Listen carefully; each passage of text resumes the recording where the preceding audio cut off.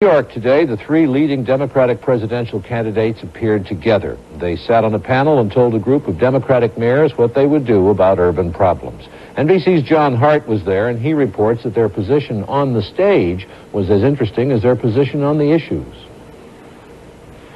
For 1 hour they sat this way, Carter apart, giving the back of his shoulder to Jackson, who this week accused Carter of whining about the lawsuit Jackson won in New York, costing Carter a number of delegate slates. They were separate on some issues, Jackson and Udall for federalizing welfare, Carter for making welfare a state responsibility. The mayors saved their warmest response for the non-candidate, the keynote speaker, Hubert Humphrey. He brought up a program he had used in his own presidential campaign 8 years ago, a Marshall Plan for the cities. We planned the recovery of Europe, and it is the miracle of the 20th century. Why is it that America could plan to rebuild Berlin? Why is it that we could plan to rebuild London with the people in England, with the people in Berlin?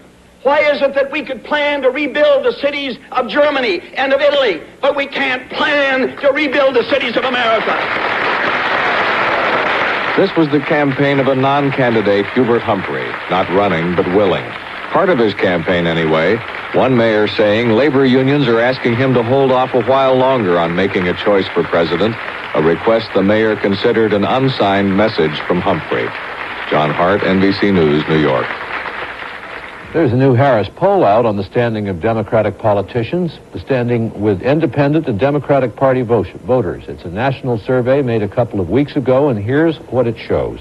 Hubert Humphrey leads all the other Democrats. He's the preferred choice for the presidential nominee over Jimmy Carter, Scoop Jackson, Mo Udall, and George Wallace in that order. But Humphrey, as John Hart just reported, is not a formal candidate. Among the candidates, Jimmy Carter beats all the others: Jackson, Udall, and Wallace. Jackson is stronger in the Harris poll than Udall or Wallace, and Udall is stronger than Wallace. And George Wallace is stronger than nobody in this new national poll of independents and Democrats. To add to Wallace's problems, in the Wisconsin primary, where voters can cast ballots in either party's primary, a Republican is making an effort to get some of Wallace's voters. He is Ronald Reagan. Tom Pettit has that story. Ladies and gentlemen, Ronald Reagan. There is more than a mere phantom campaign by Ronald Reagan in Wisconsin, even in his absence. His campaign volunteers in Milwaukee were busy watching his television speech last night. So that no person who has contributed to Social Security. Today, they were busy at their telephones. I'm a volunteer for Wisconsin Citizens for Reagan. They are targeting people who voted for Nixon or Wallace in '72. They want the Wallace vote. Can't win without it. It is a strategy based on telephones and television. Can he win? Oh, yes, he can win in Wisconsin. He can win. I'm not predicting it, but I think he can win. We have an opportunity here. I do not believe that Ronald Reagan or any other candidate, Republican or Democrat, could win Wisconsin solely with the wonderful media of television. Ford clearly does not want another North Carolina-style defeat, so he was here last Saturday and will be here tomorrow and this Saturday. In contrast, Reagan spent 4 days here and then canceled his entire schedule to concentrate on TV. Young man from The TV show credited with winning North Carolina will be shown all over Wisconsin. And because under Wisconsin law, anybody can vote for either party, the calculated effort to win Wallace voters will continue. Tom Pettit, NBC News, on the campaign trail in Milwaukee. Tough talk in Wisconsin today by President Ford, who was campaigning there for next Tuesday's primary election. Mr. Ford said that his challenger, Ronald Reagan, was using fabrication and invention when he criticized administration foreign policy. Ford also said Reagan got his facts wrong. John Cochran is traveling with the Ford campaign. Here is his report on the president's visit. President Ford came to Wisconsin hoping not just to shake some hands, but to emphasize his strongest issue, the improving economy. Instead, he was soon having to face questions about Reagan's latest charges. Mr. Ford told a news conference that Reagan's televised speech this week was full of misleading statements about Secretary of State Kissinger and about America's military strength. But the president said he will not agree to a face-to-face debate with Reagan over national defense. The campaign, we have more survivability, more accuracy, more warheads by a significant amount. We have a 3-to-1 lead in strategic aircraft. Those are the facts. And those are the recommendations of our Joint Chiefs of Staff. And any debate with a person who's not familiar with the facts, I don't think would be helpful. The president then headed for a German restaurant to meet with ethnic groups and get a beer stein. I love beer, and especially Milwaukee beer, and... But inside, the ethnic groups were more interested in his denial of Reagan's charge that the administration has secretly accepted Soviet domination over Eastern Europe. Our policy is in no sense, and I emphasize this, in no sense, accepts Soviet dominion of Eastern Europe or any kind of organic origin. The ethnic vote here is normally more important to Democratic candidates than to Republicans, but this time, Ronald Reagan's workers are trying for a big crossover vote from Democrats, especially those dissatisfied with the administration's national security policies.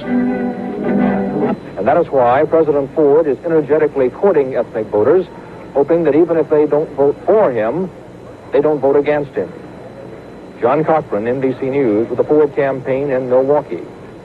In his nationally televised talk this week, Reagan quoted Henry Kissinger as saying he, Kissinger, thinks it's his job to negotiate a second-place position for America in the world. That quote comes originally from Admiral Elmo Zumwalt, the former chief of naval operations, who's a bitter enemy of Kissinger. Zumwalt says he heard it from Kissinger, but Kissinger vehemently denies saying any such thing. And today, Reagan was asked about all this in California. John Harris has that story. Ronald Reagan visibly bristled and then reacted rather sharply when he was told that President Ford had said Reagan's speech contained misleading statements, inventions, and fabrications. I will stand by everything I said, and I have complete confidence in my sources. Now, with regard to a fabrication, is he accusing me of a fabrication? Yes. He is. Well, then Mr. Ford is speaking rather loosely and in an unjustified way. I remarked that it had been reported that, and quoted what had been reported that Mr. Kissinger said. But it is not just the Zumwalt quote. It is not just that he wrote this someplace. He said this just a few weeks ago to a group here in Los Angeles. It was confirmed to one of the members of my staff by one of his associates. Despite the Ford administration's challenges as to the accuracy of his speech, Reagan said he believes the nationwide television address was a success. He also said he doesn't expect to beat Gerald Ford in Wisconsin. Wisconsin was not a state that we had looked at as being a place of strength for us. As a matter of fact, our own early conservative projection on which we based going into a campaign at all was 30% of the vote. Reagan plans to take his campaign to Texas on Monday, a state in which he thinks he has a fighting chance of defeating the president. Don Harris, NBC News, Los Angeles. Jimmy Carter's campaign for president so far has been a model of moderation. He has made few rash predictions. Today in Rochester, New York, however, Carter said he was unbeatable and that it would take a miracle for Hubert Humphrey to beat him for the Democratic nomination. Part of Carter's growing optimism may stem from the success of his nonstop campaigning. Don Oliver has the inside look at how that works. Good luck. Thank you. If you don't help me, I'll have good luck. Since the North Carolina primary, Carter has been in 30 cities and towns in 6 states and the District of Columbia. He has appeared at more than 80 events, meetings, receptions, news conferences, breakfasts, lunches, dinners, TV programs, rallies, media events, and fundraisers. He has been campaigning up to 19 hours a day, 6 days a week, and he is spreading himself pretty thin. I'm coming. Don't leave. For the first time in the campaign, Carter has entered in 2 major primaries on the same day, bouncing back and forth, appealing to the special interests of each state.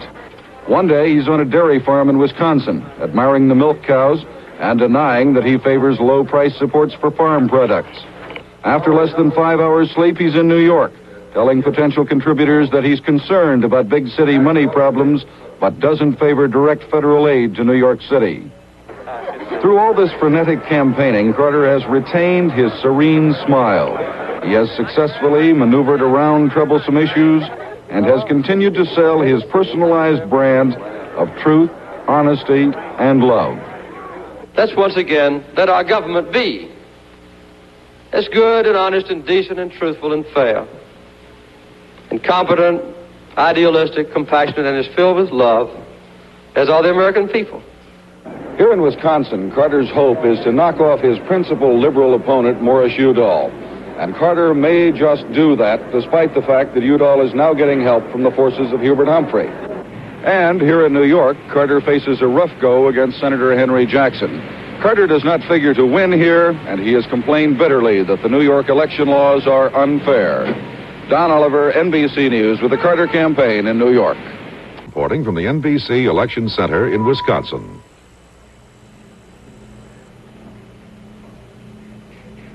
Good evening from Milwaukee, where we have come to cover the Wisconsin presidential primary, one of two important primaries today. Between them, the Wisconsin and New York primaries will choose more than 500 delegates to the national party conventions. Here in Wisconsin, the main Democratic contest is between Congressman Morris Udall of Arizona, the leading liberal running in a liberal state, and the Georgia bandwagon of Jimmy Carter. The Republican contest is between Gerald Ford and Ronald Reagan. Ford beat Reagan in 4 straight primaries, but Reagan beat Ford 2 weeks ago in North Carolina. The president said today he thinks he will win here, but that it will be close. In New York, the primary there will test Senator Henry Jackson's assertion that he can win in large industrial states. But Carter, Udall, and others are involved in the New York primary. The weather in New York today was good, but the voter turnout was very low, which should help Jackson. Here in Milwaukee, Udall and his wife were out early seeking votes at a plant gate.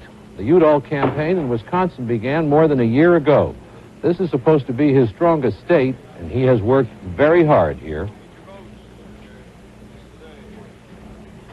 Around the state, the weather was flawless, a gorgeous spring day, and the voters were out in large numbers. Early turnouts were heavy in rural areas and smaller towns. Some officials said that perhaps 50% of the registered voters would go to the polls. There was a heavy turnout in the Milwaukee area, which could be good for Jimmy Carter, whose supporters are less disciplined and less organized than Udall's people. Nice weather would be more likely to bring Carter voters to the polls. Ronald Reagan has said that he expects to get about 1/3 of the votes here in Wisconsin. Gerald Ford has said he will have a close victory.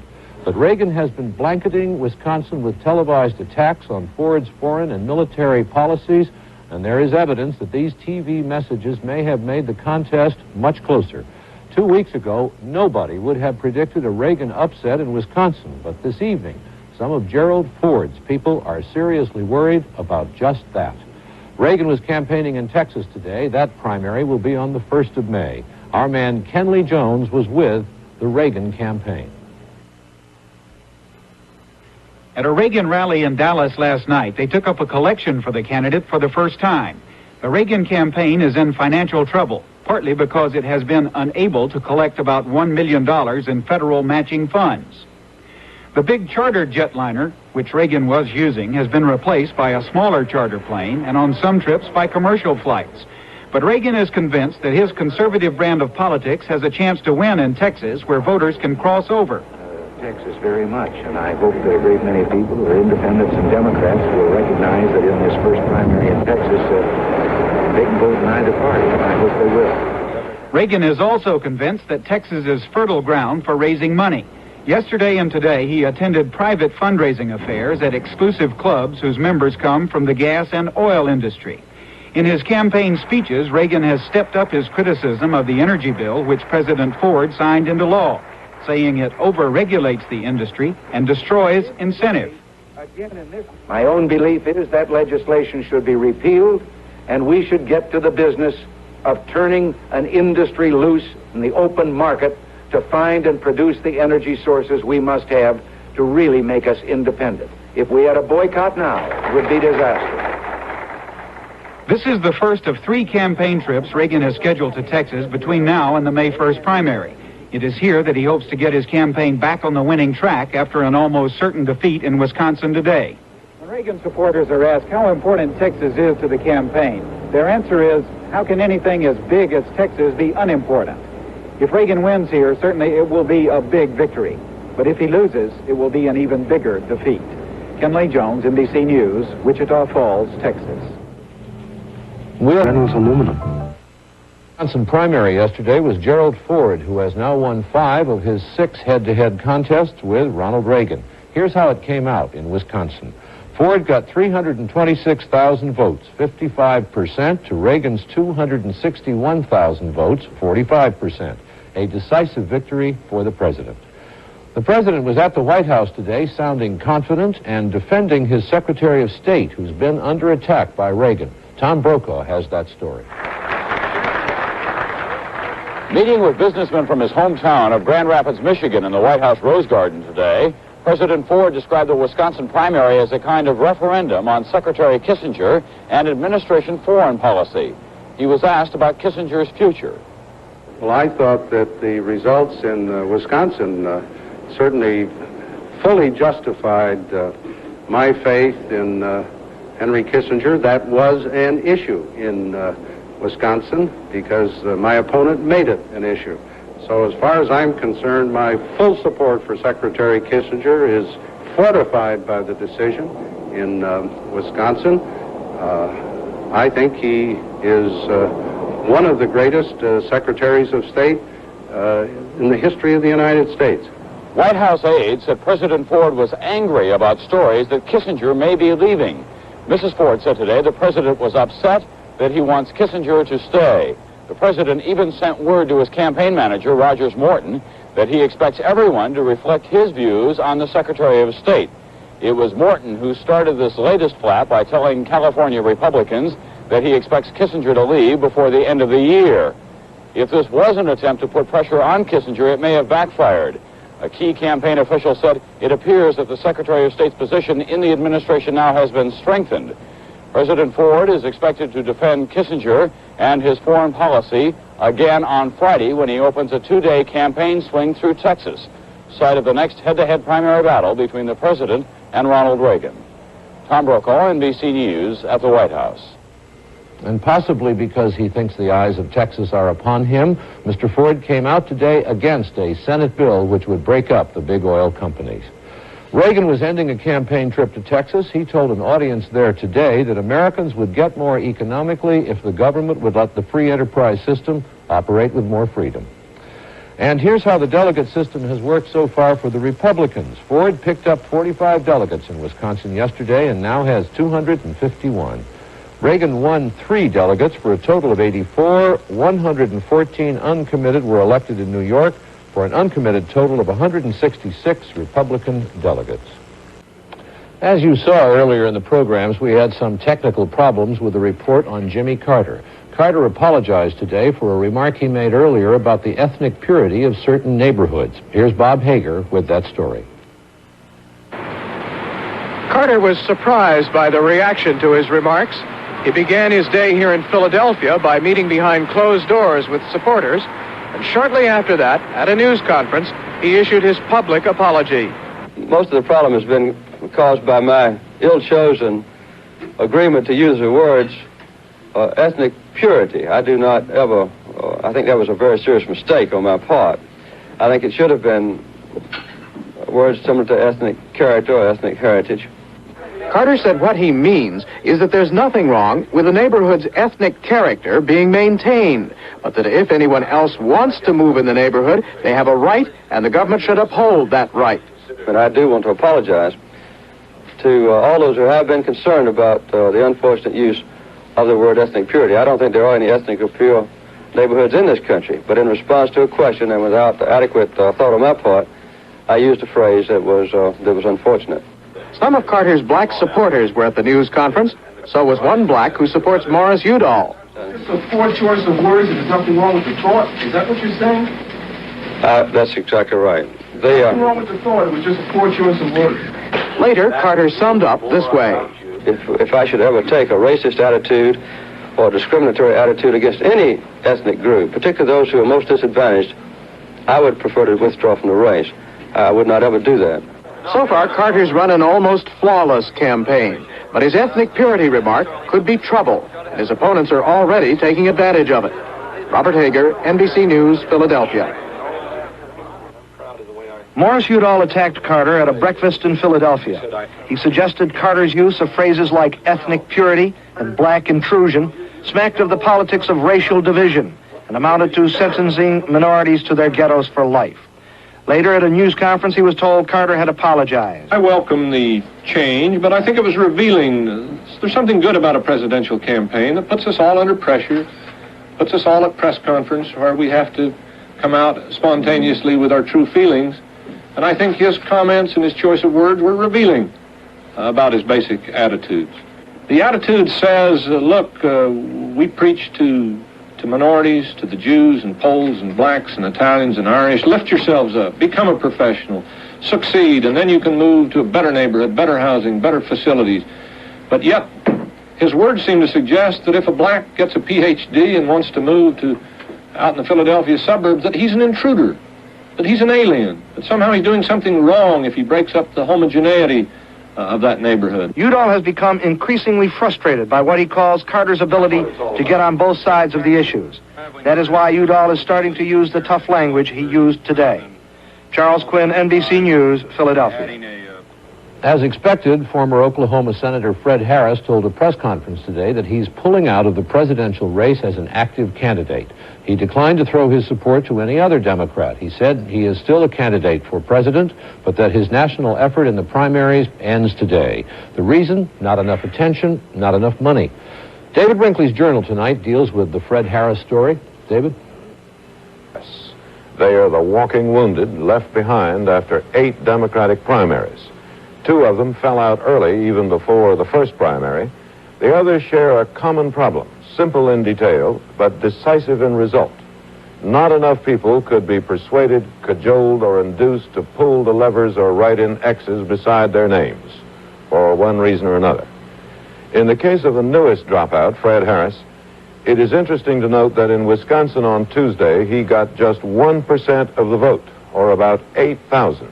If he had dropped out 2 days earlier, his votes presumably would have gone to Udall, and another 8,000 would have been enough to put him first, ahead of Carter. If Udall has given any thought to that, he has said nothing about it.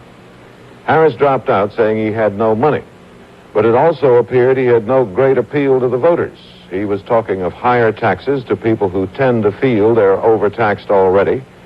And those hearing him talk of redistributing the income might have wondered whose income he planned to redistribute and decided it was theirs. In the present mood of the country, it somehow does not sound like a winning issue, and it wasn't. If not, then Harris couldn't have won even if he'd had money. John? Presidential primary on the 1st of May. Tom Brokaw was with the presidential party. President Ford opened his Texas campaign at the Alamo, where 140 years ago a small band of Americans was wiped out after a 2-week battle against Mexican General Santa Anna. President Ford expects to do better in his Texas battle with Ronald Reagan. Earlier this week, President Ford described himself as the underdog in the Texas primary, but en route here today, a Ford campaign spokesman said the president expects to win a majority of the Texas delegates and wrap up the Republican nomination by the time of the June 8th California primary. Defense is a major issue in the Texas campaign, so today the president remembered the Alamo. The garrison that fought here fell at last before an army of superior size and superior strength. In global terms, America must never give away such an advantage to any potential enemy, and we never will. The president's remarks about a strong defense were delivered to an audience that included demonstrators protesting cutbacks at nearby Kelly Air Force Base. Mr. Ford blamed Congress for those reductions. These Texans were glad to see the president, but his aides acknowledged that he may not be so popular among conservatives who dominate the Republican Party in this state. However, even if he doesn't win a majority of the Texas delegates, President Ford expects to run a strong second and keep Ronald Reagan from getting a fresh start. Tom Brokaw, NBC News, San Antonio. Martin Luther King Sr. embraced Jimmy Carter today and said he still loves him and believes him even after Carter's controversial remark about ethnic purity. Carter, who has apologized for that remark, received endorsements from other black leaders at a rally in Atlanta today, but there were black protesters as well, and Don Oliver has that story. In Atlanta, Carter said he was excited and grateful to be in his home state of Georgia. After nearly a week of criticism over his ethnic purity statement, Carter needed to be someplace where he could make a show of the support he still has among blacks. Carter said the statement had not hurt him among the black people of Georgia. I have an almost natural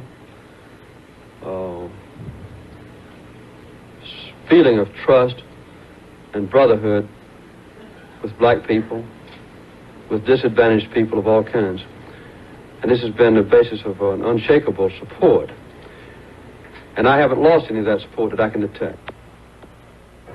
But on his way to an outdoor rally in downtown Atlanta, Carter ran into pickets, led by Hosea Williams, head of the Atlanta chapter of the Southern Christian Leadership Conference.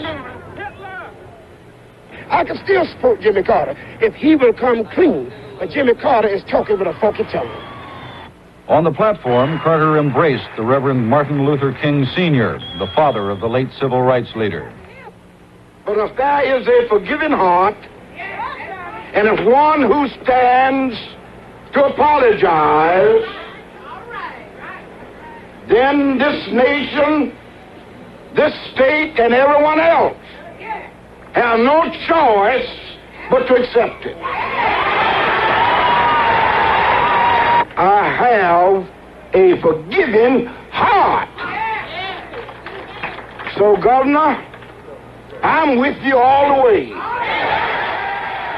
Carter had expected Reverend Ralph Abernathy to appear at the rally, but the successor to Martin Luther King Jr. didn't show up. A spokesman for the Southern Christian Leadership Conference said Abernathy was in a board meeting, had not endorsed Carter, and had not planned on attending the Carter rally. Don Oliver, NBC News, Atlanta. President Ford had something to say about Jimmy Carter's ethnic purity statement today. The president was questioned in the White House Rose Garden by a panel of newspaper editors. President Ford described something to say about Jimmy Carter's ethnic purity statement today. The president was questioned in the White House Rose Garden by a panel of newspaper editors. President Ford described a housing policy that is not very different from the one advocated by Jimmy Carter. The Ford policy would respect ethnic communities, but would uphold federal open housing laws. But Mr. Ford said he would not use the phrase ethnic purity. In the first place, I would not use that term to describe any of my policies, period. I do feel that an ethnic heritage is a great treasure of this country. And I don't think that federal action should be used to destroy that ethnic treasure. Number two, under existing laws as to housing, as to education, as to where you live, there are federal laws that are on the statute books. I have sworn to uphold the law in any case, all cases, and this administration will. Mr. Ford said he did not know if the use of the phrase ethnic purity had damaged Jimmy Carter's campaign. He said the first test of that will be the Pennsylvania primary. As for the outcome of the nominating process, Mr. Ford said that he expects to be the Republican nominee, and he expects that the Democratic nominee will be Hubert Humphrey. Ford Rowan, NBC News at the White House. Finally agreed on a new form for the Federal Election Commission. The commission was ruled unconstitutional in its original form by the U.S. Supreme Court. The new bill satisfies the court's objections and tightens up the requirements for presidential candidates to receive federal funds. Jimmy Carter today said the failure of Congress to change the Election Commission was, in his words, a travesty. Carter says he's running low on campaign money and needs the matching campaign funds that the commission could provide him. Carter campaign officials figure they have about $288,000 coming. Senator Henry Jackson's campaign also is eager to revive the matching campaign money. A Jackson spokesman said today the senator has about $100,000 on hand, no debts, and an estimated $250,000 due in federal matching funds. Jackson, like Carter, is right now in the middle of a big fundraising drive. Congressman Mo Udall has even less money than his opponents. In fact, he's in debt. And as Charles Quinn reports, he's doing everything he can to stay alive financially. Morris Udall is a pretty fair poker player. Occasionally, on his chartered plane, he plays a few hands with the press and staff, sometimes with happy results. Get the Federal Elections Commission on the phone and see if this is magical. The campaign is solvent again. But Udall can't finance his campaign playing dollar limit poker. He is just about broke. He has only $9,000 in cash on hand, and he's $250,000 in debt. He's been forced into less campaigning, more fundraising, all of it headed for Pennsylvania. Do we have pledges? Bernie Kaplan, give an additional $250. I guess if I don't give $250, Bernie's not going to talk to me anymore, and so I'll be able to increase mine also. Great, Dick. $250 from Dick. Udall had hoped to spend $250,000 in Pennsylvania, but it will be difficult without federal matching funds. He has abandoned charter planes to fly commercial. Tonight, he will not even fly from Philadelphia to Washington. He'll travel by car. He has reluctantly signed a promissory note for $30,000 against his own personal assets to pay for a massive mail appeal for money. He does not hide the fact that he and other candidates are hurting. We're all strapped. I've got $150,000 they owe me today if the Federal Elections Commission were functioning. Udall was out at a Pittsburgh steel plant early today, still hoping for matching funds. He is not as well known as Carter or Jackson in Pennsylvania, and without money to campaign, it will be hard for him to do well there. Charles Quinn and... He said he doesn't think anyone will win the Democratic presidential nomination this year on the first ballot unless, said Humphrey, some candidate gets a tremendous surge of votes in the Pennsylvania primary week after next. And whatever the outcome of that primary, some of Humphrey's friends are setting up a campaign to convince Democrats to hang loose for Humphrey until the convention. Here's that story, which was uncovered by Catherine Mackin of our staff. This is the letter in draft form which will be sent to 17,000 of the country's most active Democrats, including delegates already elected to this summer's national convention. Its purpose is to get Democrats to stay uncommitted to other candidates so they can support Humphrey later. It promotes Humphrey as the choice of more Democrats, and it says Humphrey runs the strongest race against President Ford. Congressman Bob Bergland of Minnesota and Paul Simon of Illinois are responsible for the letter. They say it will not be mailed until they see how Jimmy Carter does in the April 27th Pennsylvania primary. They told Humphrey what they are doing, but they did not ask his permission. We don't ask his permission. We have told him after the fact what we are doing, and there's nothing he can do to frustrate the will of two citizens who have the right to speak out in his behalf. Bergland, Simon, and others also are talking about a draft Humphrey committee. As for Humphrey, he was out speaking again today, sounding more interested than ever in running. He was asked if his decision not to get into the late primaries is final. What is your decision? Is it finally that you will not allow your name, period? That's my present judgment. Well, could it change before... It's my present judgment. In the next 2 weeks? How long do you think it'll be the present? Most of the time, I imagine. Well... 6 months ago, Humphrey stopped a friend from starting a draft Humphrey committee. More recently, Humphrey has said of such talk, well, you can't stop people from wanting you, which certainly seems to be a change of mood for Hubert Humphrey. Catherine Mackin, NBC News, Washington. Gerald Ford has a commanding lead over Ronald Reagan, his opponent in the primaries. The poll was taken earlier this week by telephone among more than 1,500 likely voters in scientifically selected areas around the country. Among Republicans, Ford leads Reagan 53% to 35%, an 18-point lead. Last December, before the primaries, Reagan was slightly ahead of Ford. And our poll shows a dramatic increase among Republicans on Mr. Ford's ability to handle the economy. In December, fewer than 1 out of 4 Republicans gave the president good marks on the economy. Today, 57% approve of his performance. And Republicans told us they think the president is best on foreign affairs, 55% to 29% for Ronald Reagan. That is significant, since foreign affairs is an important element in Reagan's campaign against Mr. Ford. Reagan says the Ford administration's foreign and military policies are wrong. Reagan was campaigning in Texas today. The primary there is on the 1st of May. Here's a report on that campaign from Kenley Jones. Voters do not register by party in Texas. That means they can vote in whichever primary they choose. One of the keys to Reagan's campaign strategy here is an appeal to Democrats and independents to vote in the Republican primary and to vote for him. The appeal is beginning to pay off. At a rally in Fort Worth today, Reagan announced that two groups of former Wallace supporters have now decided to support him. Reagan said he is not actively seeking aid from the Wallace Campaign Organization. All he wants are the votes. As far as an individual appeal, I'd make broadly to those people, if they feel that they can achieve more of what they want, in view of his position now in the Democratic contest, by supporting me, that'd be fine with me. One of the ways Reagan hopes to attract conservative Democrats and independents is by continuing to criticize Secretary of State Henry Kissinger and the Ford administration's foreign policy. For 2 days now, Reagan has been accusing Mr. Ford of making misleading statements about the Panama Canal. A few days ago, our ambassador, Ellsworth Bunker, appearing before a congressional committee, revealed that in spite of the declarations, one made right here in Texas, that Mr. Ford has no intention of giving away the canal, that we are indeed negotiating a giveaway of the Panama Canal Zone and canal, and under orders signed by President Ford. Reagan always gets a big round of applause when he tells audiences that the United States should tell the Panamanian government that this country intends to keep the canal.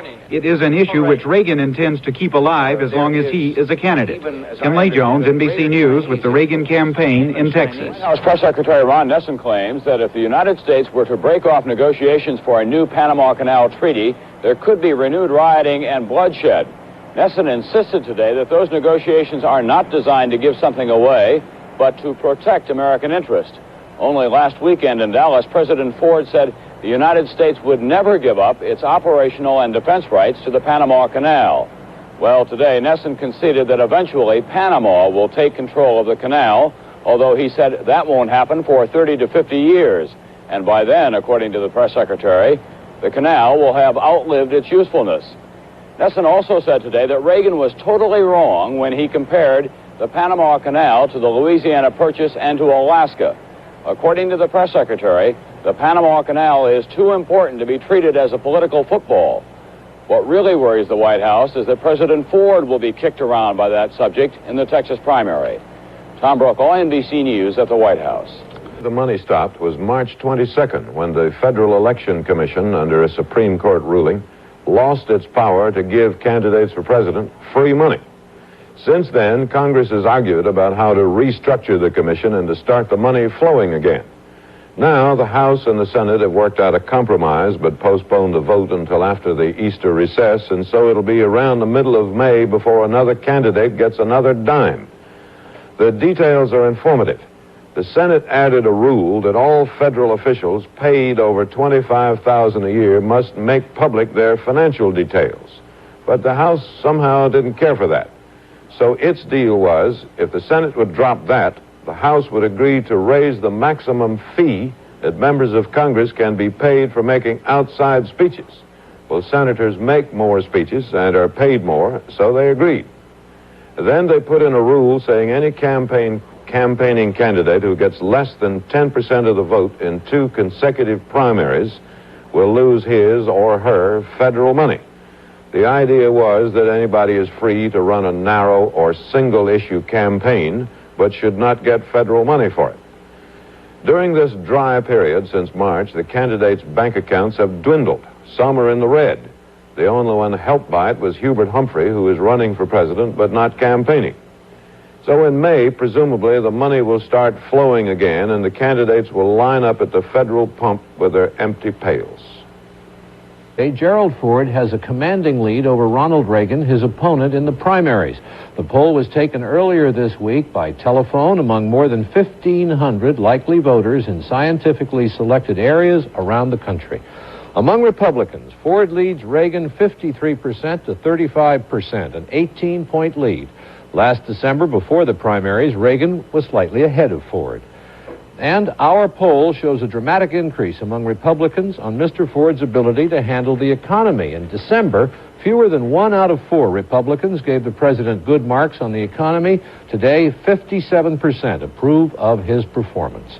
And Republicans told us they think the president is best on foreign affairs, 55% to 29% for Ronald Reagan. That is significant, since foreign affairs is an important element in Reagan's campaign against Mr. Ford. Reagan says the Ford administration's foreign and military policies are wrong. Reagan was campaigning in Texas today. The primary there is on the 1st of May. Here's a report on that campaign from Ken Lee Jones. Voters do not register by party in Texas. That means they can vote in whichever primary they choose. One of the keys to Reagan's campaign strategy here is an appeal to Democrats and independents to vote in the Republican primary and to vote for him. The appeal is beginning to pay off. At a rally in Fort Worth today, Reagan announced that two groups of former Wallace supporters have now decided to support him. Reagan said he is not actively seeking aid from the Wallace campaign organization. All he wants are the votes. As far as an individual appeal, I'd make broadly to those people, if they feel that they can achieve more of what they want, in view of his position now in the Democratic contest, by supporting me, that'd be fine with me. One of the ways Reagan hopes to attract conservative Democrats and independents is by continuing to criticize Secretary of State Henry Kissinger and the Ford administration's foreign policy. For 2 days now, Reagan has been accusing Mr. Ford of making misleading statements about the Panama Canal. A few days ago, our ambassador, Ellsworth Bunker, appearing before a congressional committee, revealed that in spite of the declarations one made right here in Texas that Mr. Ford has no intention of giving away the canal, that we are indeed negotiating a giveaway of the Panama Canal zone and canal, and under orders signed by President Ford. Reagan always gets a big round of applause when he tells audiences that the United States should tell the Panamanian government that this country intends to keep the canal. It is an issue which Reagan intends to keep alive as long as he is a candidate. Ken Lee Jones, NBC News, with the Reagan campaign in Texas. House Press Secretary Ron Nessen claims that if the United States were to break off negotiations for a new Panama Canal treaty, there could be renewed rioting and bloodshed. Nessen insisted today that those negotiations are not designed to give something away, but to protect American interest. Only last weekend in Dallas, President Ford said the United States would never give up its operational and defense rights to the Panama Canal. Well, today, Nessen conceded that eventually Panama will take control of the canal, although he said that won't happen for 30 to 50 years. And by then, according to the press secretary, the canal will have outlived its usefulness. Nessen also said today that Reagan was totally wrong when he compared the Panama Canal to the Louisiana Purchase and to Alaska. According to the press secretary, the Panama Canal is too important to be treated as a political football. What really worries the White House is that President Ford will be kicked around by that subject in the Texas primary. Tom Brokaw, NBC News at the White House. We also have some figures on the Democrats in this week's NBC News poll. Jimmy Carter with 27% support among Democrats and Hubert Humphrey with 26% are just about tied for first place in our poll. George Wallace, Scoop Jackson, and Morris Udall are far behind. And here is how Carter's support has grown in the NBC News poll, from 4% support among Democrats in December to 9% in January, 17% in February, to 27% this week. Also this week, we asked Democrats about Senator Edward Kennedy, who is not a candidate. If he were to enter the race, 42% would switch allegiance to Kennedy, but 49% said Kennedy would not get their support. We also picked up indications that Governor Edmund G. Brown, Jr. of California, Jerry Brown, is moving up fast. He said about 3 weeks ago that he had become a candidate, and our results show that Brown has surprising name recognition and some support around the country. Program for everyone, which would be mandatory. Carter said this universal health care program would be funded by general tax revenues and by employee and employer payroll taxes. Here's more on the story from Don Oliver, who was with the Carter campaign in Washington today. Carter was speaking to a conference of black medical students. The reception he received was restrained, perhaps prompting Carter to note that members of minorities have had a difficult time becoming doctors, that there has been, quote, too much ethnic purity in the medical profession. While advocating a national health insurance program, Carter said it must be accompanied by a reform of health services and costs. Reform will enable us to set and secure the following principles of a national health insurance program. First, coverage must be universal and mandatory. Every citizen must be entitled to the same level of comprehensive benefits. Next, we should make sure that benefits should be insured by a combination of resources, employee contributions, and from the general shared payroll taxes and the general tax revenues. As president, I would want to give our people the most rapid possible improvement in individual care that the nation can afford, accommodating first those who need it most, with the understanding that there will be a comprehensive program in the end. Following the speech, there was some criticism from members of the audience that it was not specific enough. They didn't really know that much about his health plan, how much it would cost, who would administer it, and how much doctors would be paid under the plan. Later, at a news conference, Carter was asked to be more specific. I can't say at this point how much the total health care system will cost, but I will begin to implement it the first year I'm in the White House.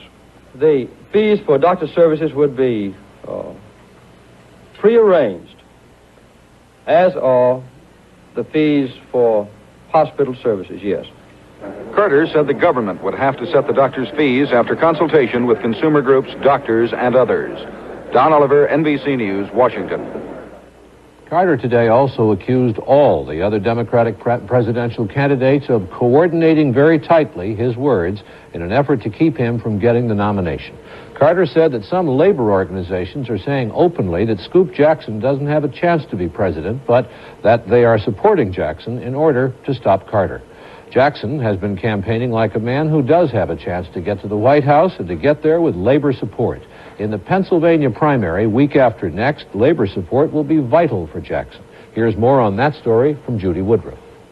Jackson has been using the last few days to solidify his support among labor leaders in Pennsylvania. He hopes they'll work as hard for him as they did for Hubert Humphrey in 1972. Most union leaders here still strongly prefer Humphrey. They admit their support for Jackson is actually aimed at slowing Jimmy Carter's drive and thus leaving an opening for Humphrey to jump in later. Jackson goes so far as to blame Carter for Pennsylvania's unemployment problems. He says Carter's previous support for right-to-work laws cost people jobs because industries left the North. They can talk all they want, but it's jobs in this state.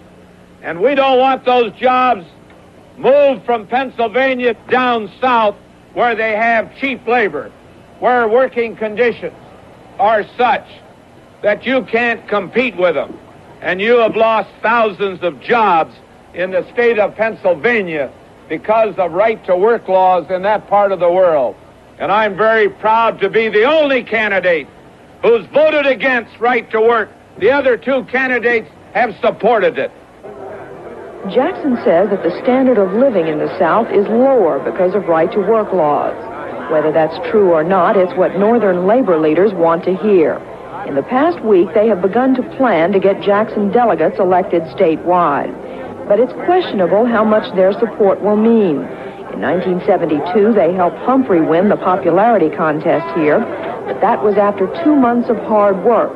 This year, most labor leaders have waited until less than 2 weeks before the primary to crank up support for Jackson. Judy Woodruff, NBC News, Philadelphia. Faster than the administration has predicted.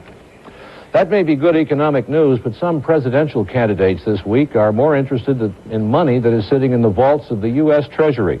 Because the Supreme Court ruled recently that the machinery for handing out federal matching campaign funds is unconstitutional, there has been no federal money going to the candidates since the 22nd of March. President Ford's campaign hasn't been hurt by this, but some of the Democrats, and Ronald Reagan, are still considering going to court to get their money. And in the meantime, some campaigns are running on shoestrings. Here are 3 reports, beginning with Don Oliver on the campaign of Jimmy Carter. Only a few days ago in Pittsburgh, Jimmy Carter was making appeals like this. Every week. We need money, so if you do have friends or relatives who can give $5, $10, $100, or perhaps even more, ask them to do it quickly. And they did. In a little more than a week of intensive fundraising efforts, Carter has gotten more than the $160,000 he needed for a television and radio campaign in Pennsylvania. These commercials, made on the run in Atlanta just a few days ago, are now appearing on television stations in Pennsylvania. Carter's TV campaign started well before his opponents. One of the reasons that Carter is in better shape financially in Pennsylvania than his opponents is that he never planned on using matching funds to buy advertising in that state. His financial advisors had decided some time ago that those funds would not be available, and that they would have to raise the money on their own. Today, Carter's local and state finance people from all over the country were in Atlanta. They brought with them $108,000. The Carter campaign is still solvent, even without the matching funds. The organization has spent $2.2 million so far and needs $4 million more to take them up to convention time. Right now, the Carter campaign is owed more than $400,000 in matching funds. Don Oliver, NBC News, Atlanta. Leader or black citizen worried about... Udall spends much of his time in Pennsylvania campaigning in television studios because it's free. So far, he's had very little money for paid TV advertising. Udall also has been spending a lot of time campaigning on the telephone, trying to raise money from Democratic fat cats. I know you've been generous with liberal causes in the past, and my staff thought you might be willing to give us a hand if I made the request. Well, I understand your situation, and... okay, good luck to you. Righto. Bye-bye. No score.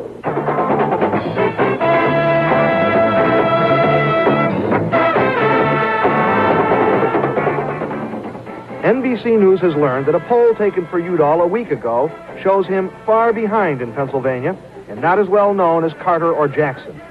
Even though he's already $250,000 in debt, new money comes in every day. Most of it will go into television, radio, and newspaper advertising. He hopes to spend $150,000 in a desperate effort to catch up. Charles Quinn, NBC News, Philadelphia. When Henry Jackson left Washington, D.C. today to begin his final round of campaigning in Pennsylvania, he did not board a gleaming chartered jetliner for the trip. Instead, he got aboard a train and rode tourist at a substantial savings. Because money is tight, Jackson's is a no-frills campaign. But what worries him more is that he does not have enough money for the kind of media campaign he would like to run in Pennsylvania. The $250,000 he says the Election Commission owes him would solve that problem. Jackson so far has refused to finance the Pennsylvania campaign by borrowing against money he has coming from the Federal Election Commission. Some staff aides wanted him to do that so he could buy more television time and concentrate his own efforts on campaigning. He was campaigning today, but there is little doubt his Pennsylvania effort has suffered because much of his time has been spent personally going after money instead of votes. Jackson has about $100,000 in the bank, and his bills probably equal that. Jackson's national strategy had been to win Massachusetts and New York, which he did, and then take Pennsylvania by storm. He figured he would have more money than his opponents, but he doesn't, and that appears to have upset his strategy for winning the nomination.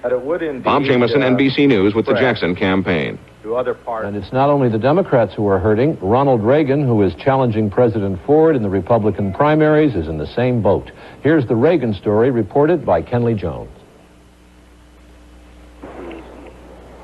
When the Reagan campaign filed its last official financial report at the end of March, it showed the campaign was nearly $1 million in debt.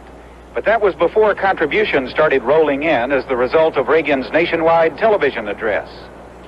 When Reagan stopped by last week to chat with volunteers who are counting the money, about $750,000 had been received. The figure now is well over $1 million. Reagan's campaign manager says thanks to that, the campaign is no longer in the red, but in the black by between $300,000 and $400,000. The campaign has been certified for about $400,000 in matching funds, which have not been paid. Applications are being processed for another $1.5 million. A campaign spokesman said if the matching funds had been paid, Reagan would be spending more money on television advertising for the early May primaries. But the biggest drawback, he said, is the effect the uncertainty over the matching funds is having on planning for later stages of the campaign, including negotiations for hotel rooms at the Republican convention. One thing is certain, if the matching funds are not paid, Reagan will be under heavy pressure to go on nationwide television again to ask for more money. Kenley Jones, NBC News, with the Reagan campaign. President Ford was asked today about Reagan's accusation that the Ford administration is negotiating away our rights to the Panama Canal. The president told some visiting Texas editors that he gathers Reagan would break off the present negotiations with Panama. Mr. Ford said that would be a position of irresponsibility, which would very likely revive anti-American demonstrations in which people have been killed. Actually, Reagan has not said whether he would break off those negotiations. The labor news in Pennsylvania today was more political than economic. More than 60 local and district union leaders formed a committee in support of Scoop Jackson. Jackson has been fighting the notion that he's really a surrogate for Hubert Humphrey when it comes to labor support. Bob Jameson has that story. Jackson began the day of his big Pennsylvania labor endorsement campaigning in Connecticut. At a news conference, he rejected the idea that labor in Pennsylvania is not really pro-Jackson, but in fact anti-Carter, conducting a holding action for Hubert Humphrey. As a great leader, Jimmy Carter's problem is that he's a right-to worker. Look, I've got the best labor record of any of the candidates running. That's a fact. Even better than Hubert Humphrey, if you want to believe that. Jackson is clearly perturbed by all the talk that Pennsylvania labor leaders and politicians really want Hubert. But the evidence suggests that Jackson is a rallying point for labor leaders who would like to see Carter slowed before he sews up the nomination. Jackson does have some genuine labor strength. Clothing workers, like the ones he visited today, have backed him from the beginning. But the Jackson Labor Committee announced in Philadelphia today was formed with some difficulty. For example, it is headed by AFL-CIO officer Ed Toohey, who says publicly he thinks Humphrey is the better candidate. And the major labor push will be a campaign to paint Carter as anti-labor. Jackson will benefit from the labor activity. They will spend thousands at a time when he is hard-pressed for cash. The Labor Committee will only help if the leader's endorsements translate into work for Jackson by the rank and file. But the question that bothers the senator is whether that work will materialize among leaders and rank and file who may distrust Jimmy Carter, but whose real passion seems to lie with Hubert Humphrey. Bob Jameson, NBC News, with the Jackson campaign in Philadelphia. In politics today, both Ronald Reagan and President Ford were using tough language. The president accused critics of his military policies, of whom Ronald Reagan is now the chief critic, of complete and utter nonsense. Reagan, on his part, was attacking other administration policies. Here's a report from Tom Brokaw at the White House. President Ford has answered Reagan's criticism of administration defense policies before, but the issue has not gone away. So today, the president stepped up his response in a speech to the Daughters of the American Revolution. To charge that we have led our nation into military inferiority is preposterous on its face.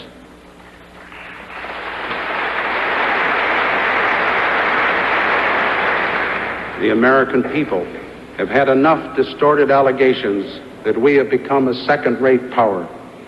We must see the world as it is. We must form our policies out of hard facts, not political fiction. It is not good enough to criticize current policies while refusing to propose specific alternatives. Those who seek the presidency must be equal to its burdens.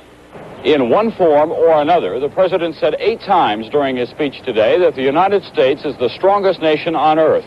His campaign advisors acknowledge that Reagan's charges the United States has slipped to number 2 are hurting the president, so Mr. Ford will challenge Reagan's claims at every turn between now and the Texas primary, May 1st. Tom Brokaw, NBC News at the White House. Reagan was in Georgia today, where he was attacking other administration policies. Here's a report from Kenley Jones. Reagan, campaigning in Georgia, was back on the attack today, raising a new challenge to President Ford's foreign policy. He accused the administration of being much too willing to negotiate with North Vietnam. Reagan said a report from Paris indicates that in return for a normalization of relations, the United States is expected to support Vietnamese membership in the United Nations next fall, to admit to United States war guilt in Vietnam, and to provide economic aid which would be labeled war reparations. Reagan is against all of that. Combined. Well, it was Hanoi, not the United States, that tore up the Paris Peace Accords and with the aid of the Soviet Union overran South Vietnam. Why should we now go hat in hand to give them a major political victory? If there is to be any recognition of Hanoi, and I'm not so sure of that, at least it should only come after they keep their pledge to give us full information about our Americans who are listed as missing in action.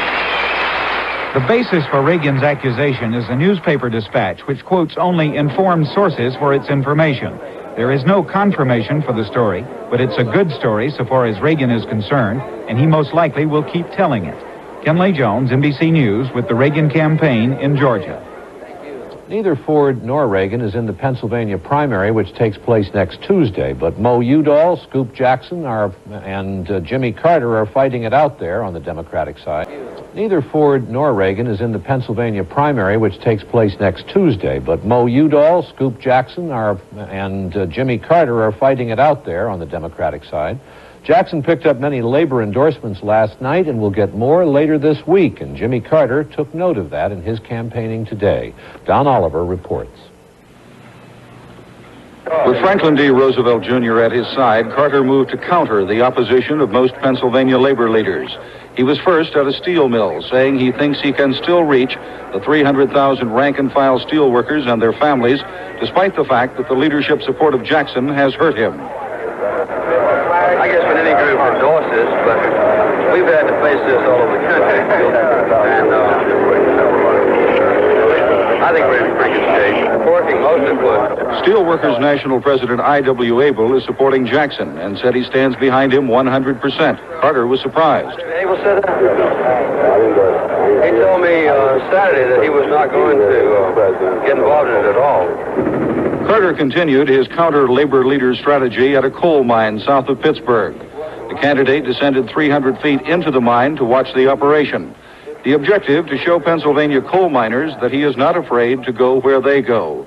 Carter displayed a new supporter, Skip Yablonsky, the son of mine worker Jock Yablonsky, who was murdered several years ago by other mine union officials. I know you personally. I know that you keep an open mind. I know that everything else your candidacy stands for is just what America needs right now, and I very strongly hope that come November, you're going to be our next president. Carter has a problem here in Pennsylvania. Much of the support he has is soft. That means that some of the people who like Jimmy Carter may not like him well enough to actually get out and vote. That's something the Carter organization is going to have to deal with, because the machine politicians and the labor leaders who oppose Carter will make sure that the anti-Carter vote is out in force. Don Oliver, NBC News, at the Mathis. The Atlanta Journal reported today that Vice President Rockefeller has told a private group that he believes there's a former communist on the staff of Senator Henry Jackson of Washington, one of the presidential candidates. Rockefeller's remarks were made by the vice president off the record to a group of Southern Republicans. Rockefeller's press secretary, Hugh Morrow, said today that whatever was said off the record, the vice president will not comment on. Senator Jackson was in Scranton when told about the story. He denied there were communists on his staff and said this. That's right. And he's known, Dorothy. I'm suggesting that if it is true as reported, that his press secretary refused to comment on it, that it is totally irresponsible, and a man who does that ought to be removed as Vice President of the United States, if in fact that is true. If it's true that he knows about this story and refuses to comment, he should no longer hold the office of the Vice Presidency of the United States. So he sure as hell made a terrible mistake, and I voted for his confirmation, if it's true. Supreme Court for the federal matching campaign funds, which have been denied them by an order of the Supreme Court. Ronald Reagan and 6 Democrats made the request. President Ford, whose campaign has ample funds, was not represented. The Supreme Court ruled earlier this year that the way in which matching campaign money was allocated is unconstitutional. The court did not say giving the money was unconstitutional, only the way in which it was given. And since the 22nd of March, there have been no funds allocated. Ford Rowan has more on today's court action. Sworn affidavits submitted to the Supreme Court from the candidates themselves tell how the cutoff in federal funds has affected their campaigns. Jimmy Carter says the cutoff has had a chilling effect on his efforts to get his message to the voters. Ronald Reagan says he's faced with a cruel dilemma in planning his campaign. Henry Jackson says that without the federal funds, my ability to wage an active campaign would be seriously impaired. Morris Udall says that without the money, I will not be able to continue to take part in a forceful, effective campaign. George Wallace says the lack of funds makes it impossible to orderly plan and participate in the remaining primaries. So they've hired attorney Ronald Eastman to ask the Supreme Court to release the funds. Under the present circumstances, the inability, the constitutional inability of the Federal Election Commission to certify funds and therefore facilitate payment of the matching funds is really impairing the First Amendment rights of the candidates, the voters, and the taxpayers who are responsible for accumulation of the fund. But the candidates face an uphill legal battle. They were not parties to the original suit, and the Supreme Court already has returned the case to a lower court. Ford Rowan, NBC News, Washington. The main reason for the delay in handing out the matching campaign funds is that the Congress has not yet completed action on a new law setting up the machinery for handing out the money. Congressman Mo Udall thinks that there may be more to that delay than the normal slowness of the Congress. Charles Quinn reports. Morris Udall has probably been hurt the most of the Democratic candidates by the lack of federal matching funds. Today at a news conference in Washington, Udall said it was shameful that Congress had not passed a new law. He suggested one reason was political. The motives were on the part of a lot of Republicans on that conference committee. One of the motives, and I'm saying there was a mix, was that it wasn't really going to do old Ronnie Reagan very much good and might help Gerald Ford if the money were a little slow in coming along, if it didn't come along until after Texas. And I think on the part of some Democrats on the conference committee, there was probably a feeling, in addition to the other considerations that I've mentioned, the real honest disputes about some other provisions in that law, there was a feeling that maybe this would help Hubert Humphrey if the money were slow in coming. The odds against Udall in Pennsylvania are long. He is the least known among the Democratic candidates, so he needs money badly for an intensive television and radio campaign. Udall has managed to raise $75,000 for TV and radio over the next few days, but he says that the $300,000 owed to him by the government would have made a great difference. Udall is campaigning hard in Pennsylvania. He's made a major effort for the black vote. Spread the word in the community. Morris Udall is the candidate. Remember the name Mo Udall. Next president. But his organization seems weaker here than it was in earlier primary states. He has little labor support, little backing from major political figures in the state. Even so, Udall says that no matter what happens on Tuesday, he will not drop out, that he will continue the fight and take several hundred delegates with him to the convention in July. Charles Quinn, NBC News, Philadelphia. And there were more developments today in the dispute between Vice President Rockefeller and Senator Henry Jackson, a presidential candidate. The Atlanta Journal has reported that Rockefeller told a group of Georgia Republicans that Jackson had a staff member who had been a communist, but who had been converted from communism. The Journal says Rockefeller wondered to those Republicans if that conversion had been real or only a conversion of convenience.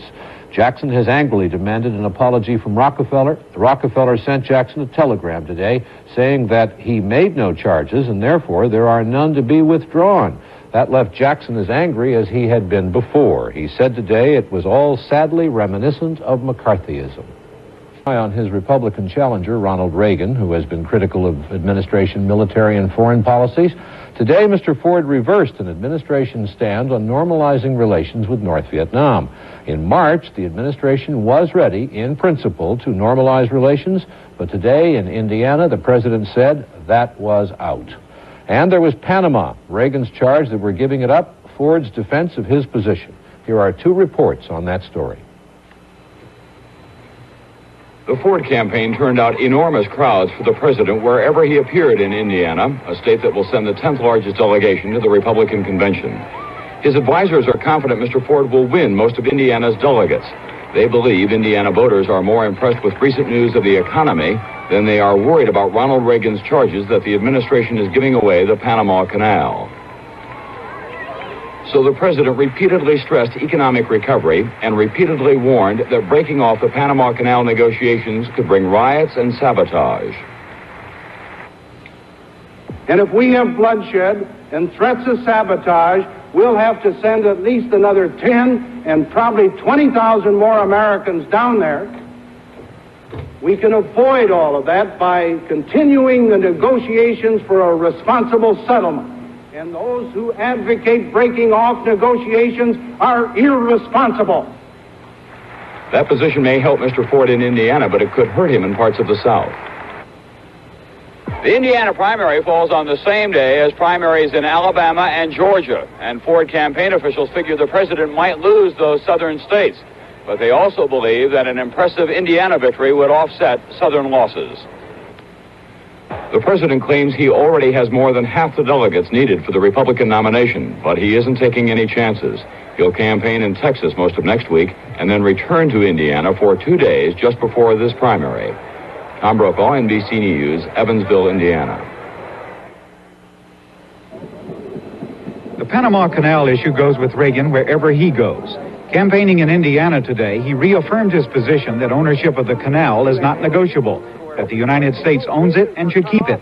He was told that President Ford said Reagan's attitude could lead to riots and bloodshed in the canal zone. Well, then let me ask you what the national policy should be. Should it be that any time any country, no matter how small, wants to threaten us with rioting and bloodshed, that the United States gives up whatever is demanded of it? That's exactly what the valid reason that he is giving for our giving up sovereign United States territory and the canal. Reagan was asked if he would send in U.S. troops to defend the canal.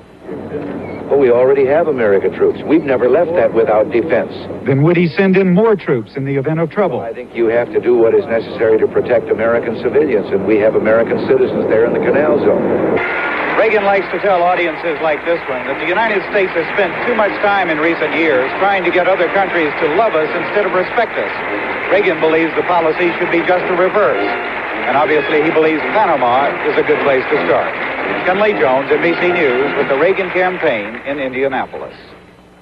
Jimmy Carter outlined his economic goals today as he stumped Pennsylvania, trying to win votes for next Tuesday's primary. Carter said if he is elected president, he would balance the federal budget by 1979. Pennsylvania has a large labor vote, and as Don Oliver reports, Carter's economic plan also deals with unemployment and jobs. Carter promises that the highest priority of his administration would be jobs. A job for everyone who wants one as rapidly as possible. Carter has also said he would not make foolish mistakes by promising things on the spur of the moment just to get votes.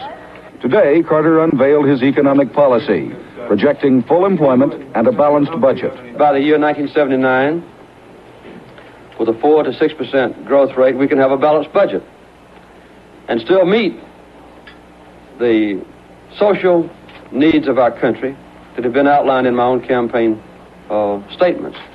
I think that the future can be one of promise, with the unemployment rate coming down to 3% among our adults, with the inflation rate stabilizing at 4% or less, with the growth rate continuing 4 to 6% per year.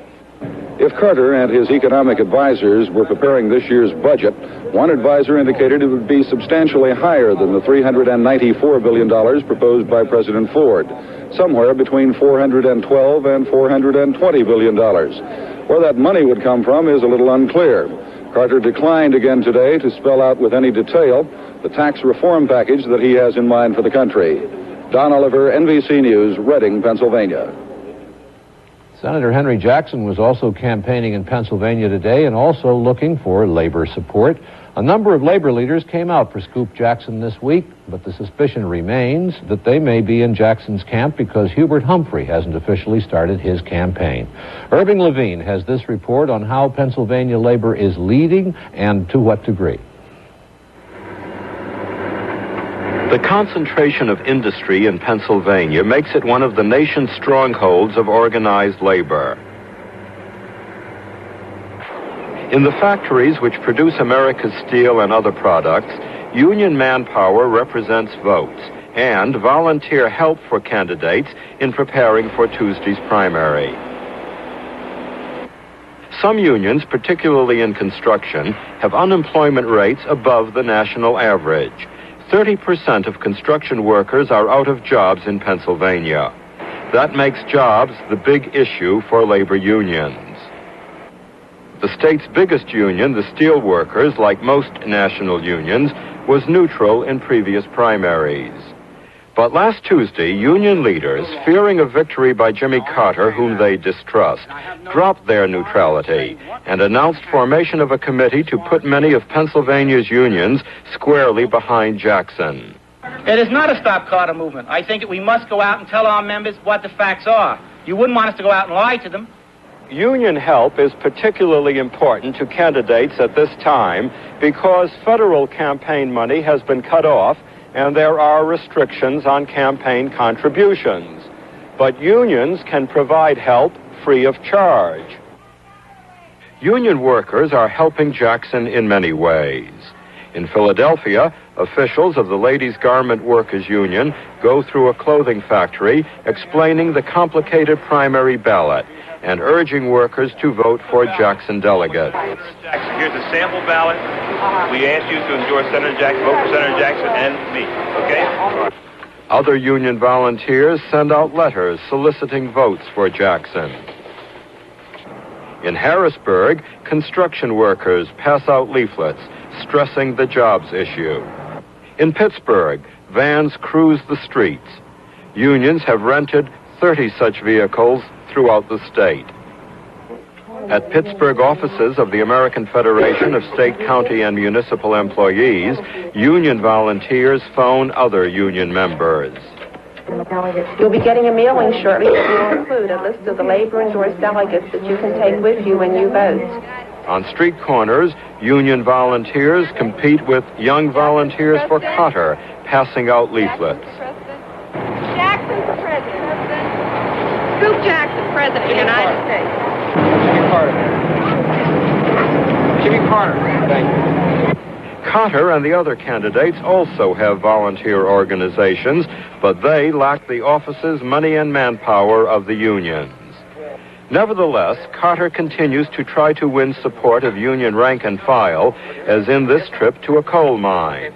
And so does Morris Udall in visits to factory gates. But it is Jackson who is greeted by union leaders when he arrives on campaign stops. If union leaders can get union members to follow their lead, Pennsylvania should be a big victory for Jackson. But that's a big if. The fact is that many union members don't vote the way their leaders say. And that fact casts doubt on just how useful union support really is. Irving R. Levine, NBC News, Pittsburgh. It is a Democratic contest. President Ford is unopposed.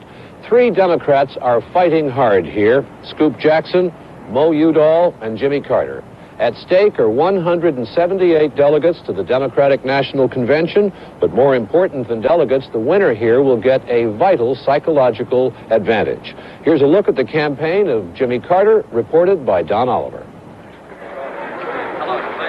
Jimmy Carter on the streets of Philadelphia, claiming to be the underdog, charging that he's been opposed by the masked leadership of organized labor, that he's been set upon by political bosses who have joined in a Stop Carter movement. That has been Carter's issue in this primary campaign. He tells the people not to let the bosses stop him, to get out and vote. In all of this, Carter has portrayed himself as a man of the people, fighting, as he puts it, the domination of a few persons over the people.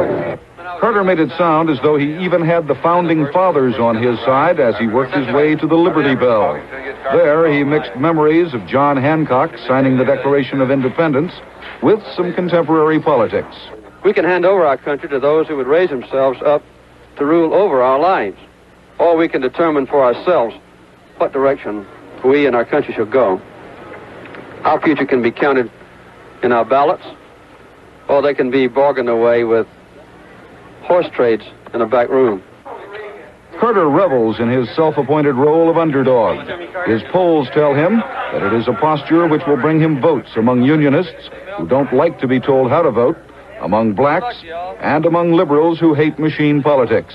That could be a winning combination for Carter if his volunteers are successful tomorrow in their big Get Out the Vote campaign. Don Oliver, NBC News, Philadelphia.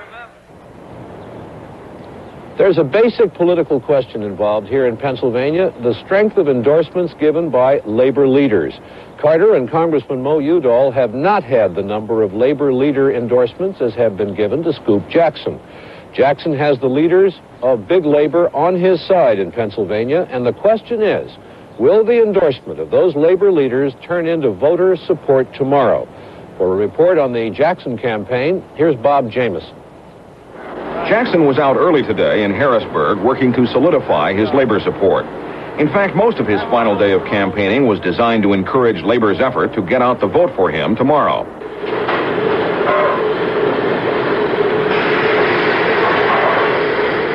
Jackson is troubled, however, by the question of whether his committees of union leaders can translate their endorsements into votes tomorrow from the rank and file. The question is even more difficult to answer because some of his labor endorsements came from leaders who are not shy about saying they think Hubert Humphrey is a better candidate. You know, politics. Jackson campaigned in Philadelphia today as well. His plan for winning tomorrow also hinges on a big Jackson vote here, delivered by Mayor Frank Rizzo and the Democratic Party's political establishment. Here, too, Jackson has had to spend much of his time denying that he is a stand-in for Humphrey. It is time he would rather have spent telling people about his programs for domestic and foreign policy. Can be destroyed. Jackson seems confident that the political organizations here and the Pennsylvania labor effort will make him a winner in the race for delegates. Jackson, however, has backed away from earlier statements that he would win the separate beauty contest. And there is fear in the Jackson camp that winning only the delegate race will not be enough to slow Jimmy Carter. Bob Jameson, NBC News, with the Jackson campaign in Philadelphia. NBC News has been polling in Pennsylvania to see how the candidates are doing, and here are some of the things we've learned. We talked to more than 1,000 registered Democrats who are likely to vote. They indicate that in the last 10 days to 2 weeks, Mo Udall has done better at picking up support than either Carter or Jackson, despite Udall's shortage of money. Part of that movement to Udall consists of black voters who were upset by Jimmy Carter's statement on ethnic purity.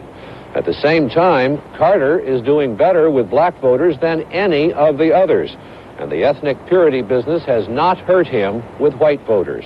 Carter runs strongly in all categories in Pennsylvania.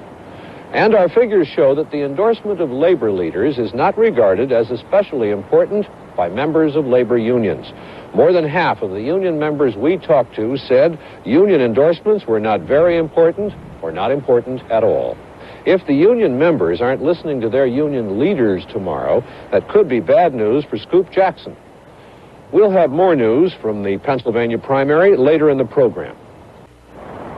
Our nightly news special this evening involves Pennsylvania, one of the most politically important states. In the last 6 presidential elections, Pennsylvania has gone for the winner 5 times. It sends the 3rd largest delegation to the Democratic National Convention. It stretches from the Atlantic shore deep into the mountains. We've had our man, John Hart, here for some time now, looking at the state and its politics, and here is his report. So much of Pennsylvania still is what this country used to be. If you were in the 6th grade, say 30 or 40 years ago, you'd recognize this place from the pictures in that old textbook on how America was built. Not only the historical pictures of Independence Hall, where the founders fathered the Republic, but in the countryside, where the old farms are still homes. In the mines, where old coal is still king. In the old steel mills, still working. Still blasting metal out of dirt, still making fortunes for the fortunate. Old-style politics, too, where City Hall draws its power from ward leaders and where the Baron of City Hall fights for power with all the other barons of this huge and diverse state. And where the 41st Ward met recently to talk politics, the kind of politics that turns an old-style politician on. Are you turning me on? Where politics is still organized. I just want to say to Nick, you've got him here. Boy, this is a fighting, wrestling 41st.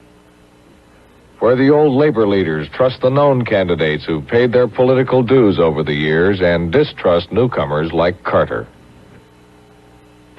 This is someone that we feel has a very charming demeanor, puts on a good performance, but the sound or the smell or the feel doesn't ring true.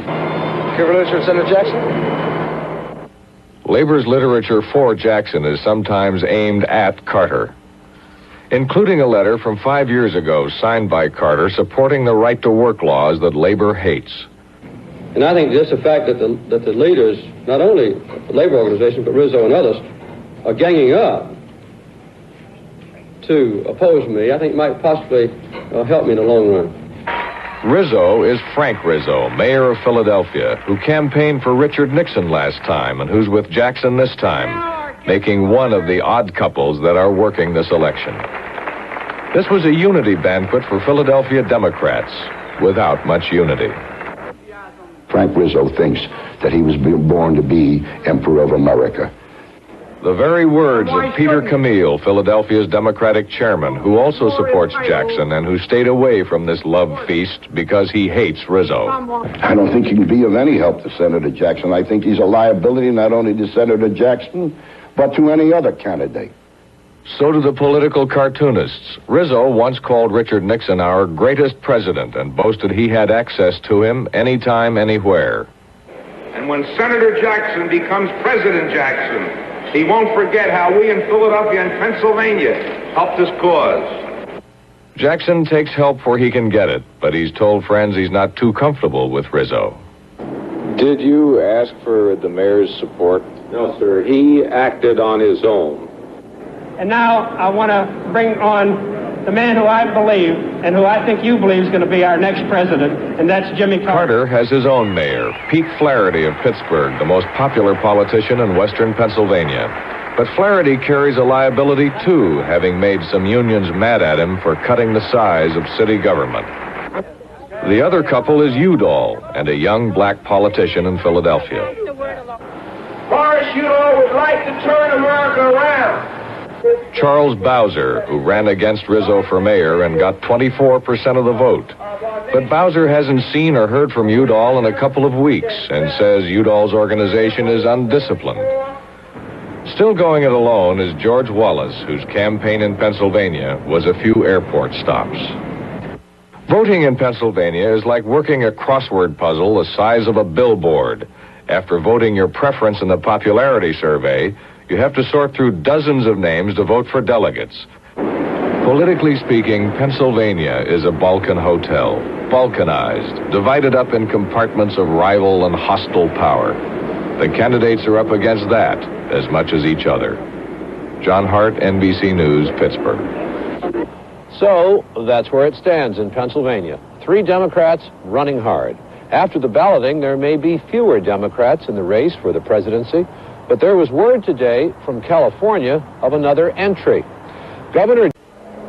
And here in Pennsylvania, Scoop Jackson, Jimmy Carter, and Mo Udall are locked in combat in the Democratic primary. The politicians are counting the voters and watching the sky. And for that story, here's David Brinkley.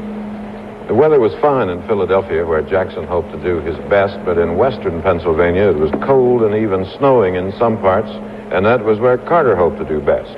And it appeared that numerous people were not so enthralled by the candidates that they would go out in bad weather to vote for them, and so the turnout was modest.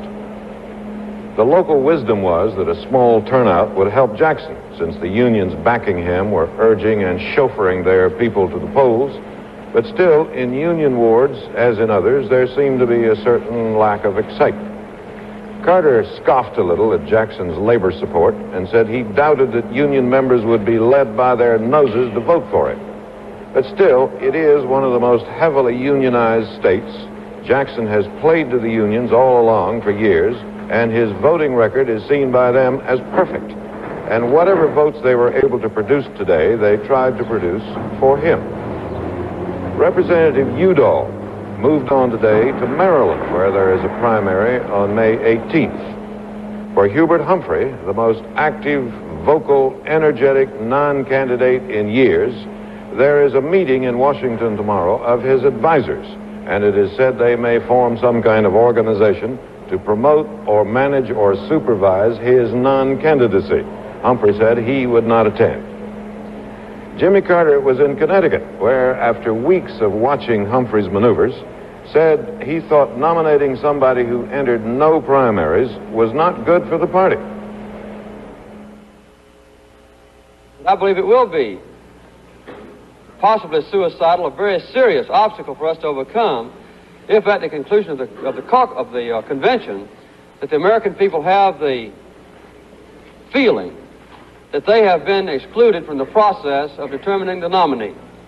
If we should have a repetition of the Chicago experience, where there was a general feeling around this nation that they did not have a voice in the procedures and that political leaders handpicked the nominee, we'll have a repetition of the very serious division in our party that occurred in '68.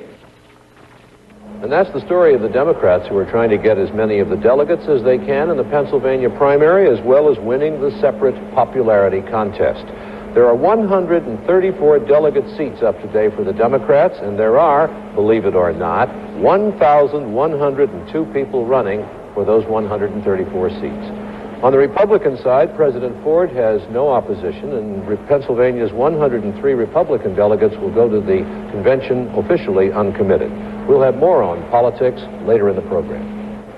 Well, in the first primary in New Hampshire, the candidates were flush with money, spent it with casual and happy abandon, and they even fretted a little about the legal limitations put on how much they could spend.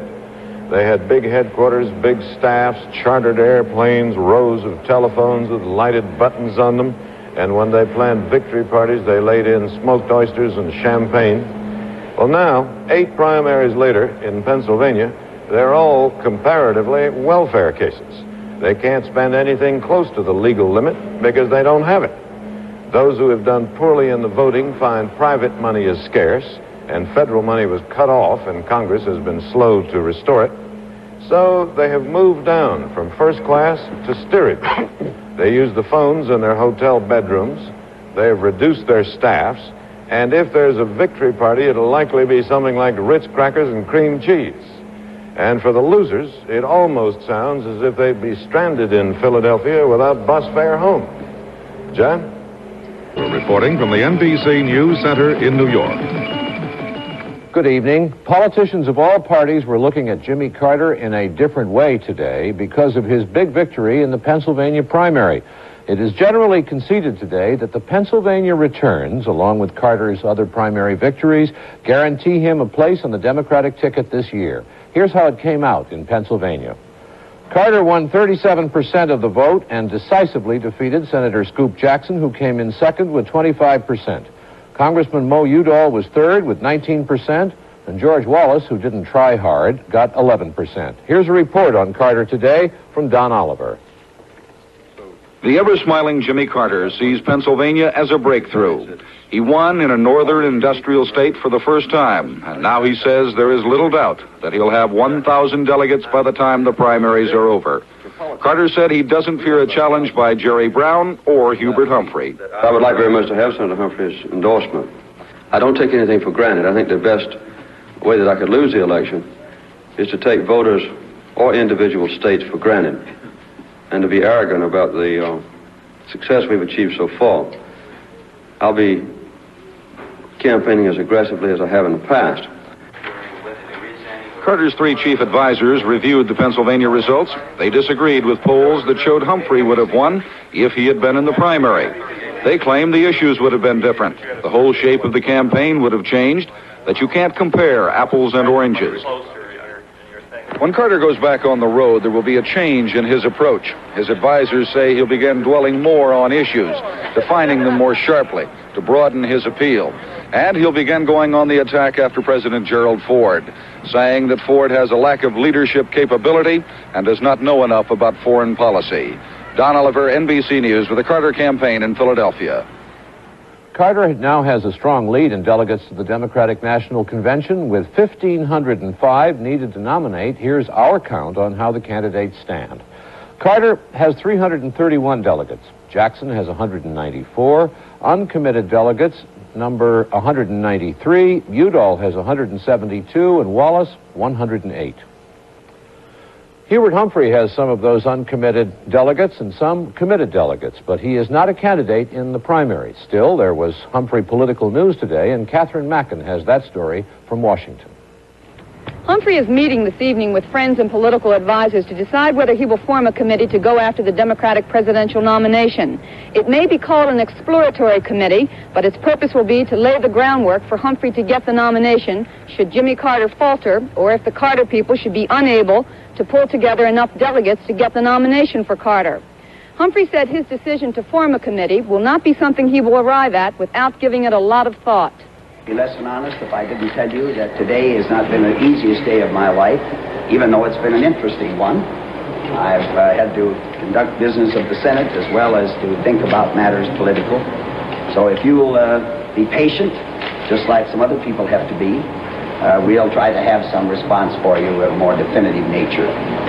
What we are talking about is a matter of very great importance and a matter that is very personal to me, as well as of political importance. So I shall take my time, do what I think is right, and whatever we do, we'll do with full heart and with real purpose. Thank you. Humphrey's friends had to move now and in this public fashion for two reasons.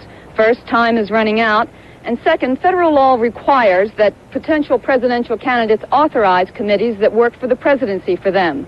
So if Humphrey does authorize this committee, it virtually will be an announcement that he is a candidate for the Democratic presidential nomination.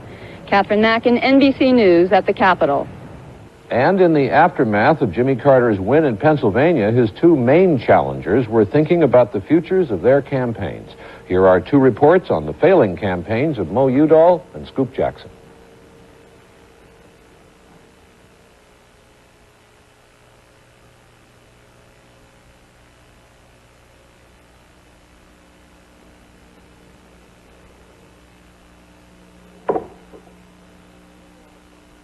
Continuing with a new kind of campaign, he is nearly out of money.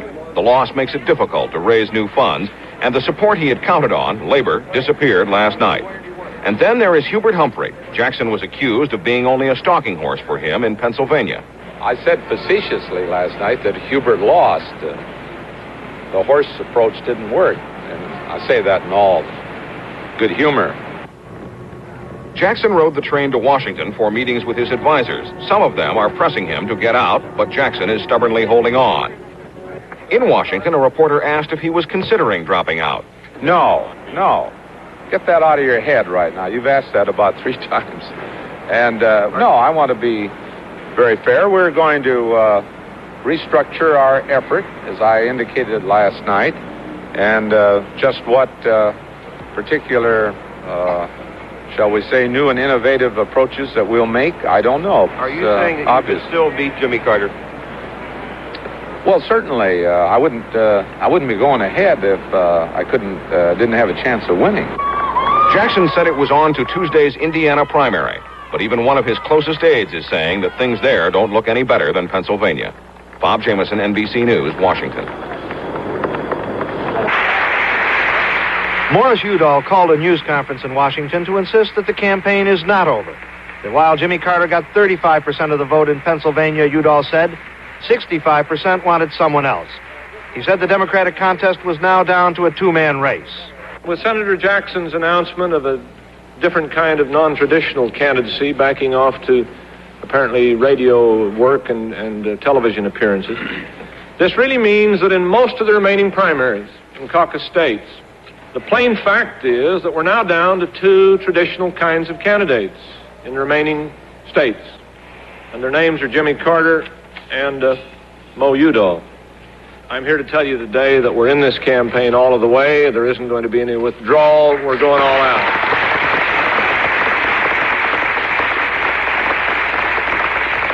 Udall said his national television appeal Monday night would bring him $100,000.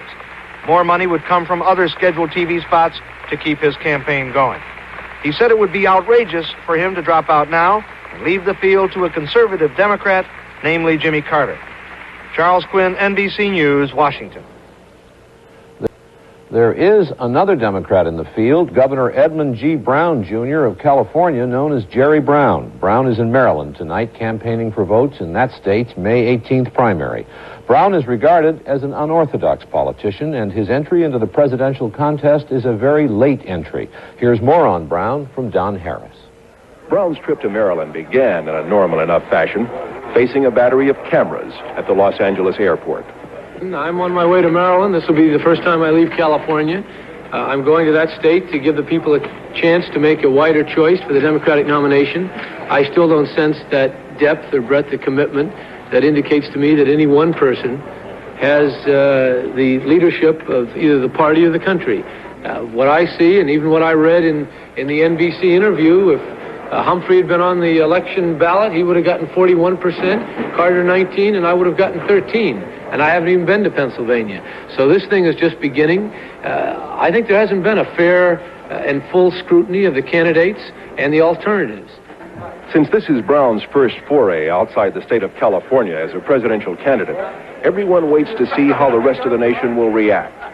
What will people in Baltimore think of the 37-year-old bachelor governor whose state car is a Plymouth sedan and who refuses to live in the governor's mansion? More important, what will the people of Maryland think of the idea of Jerry Brown wanting to live in the White House? Don Harris, NBC News, Los Angeles International Airport. The next primary on the political schedule is Texas this Saturday. The contest between President Ford and Ronald Reagan in Texas is expected to be very close, especially if Democrats cross over to vote in the Republican primary. As they campaigned against each other today, both Ford and Reagan took note of Jimmy Carter's victory in Pennsylvania. Here are two reports. Before coming to Texas, the president had said he would rather run against Hubert Humphrey, a clear-cut liberal, than against Jimmy Carter, whose image is not so clear. Now Mr. Ford says he doesn't care who he runs against, but he thinks it will be Carter. Well, I would say that the momentum for Carter has certainly accelerated, and it seems to me, unless they go to a brokered convention in a smoke-filled room, that it'll probably be Carter. But Mr. Ford said he came here to campaign, not to talk about Carter. So, as befits a candidate here, he showed a proper appreciation of cowboy hats and of one of the state's most famous products, the Kilgore Rangerettes. Mr. Ford also made his strongest counterattack on Ronald Reagan. He questioned Reagan's ability to make decisions about national security and said Reagan is making wild charges about the nation's military preparedness. Let's take one of his favorite charges, that the Soviets have twice as many men in uniform as the United States does. That would require us to reimpose the draft to obtain sufficient manpower.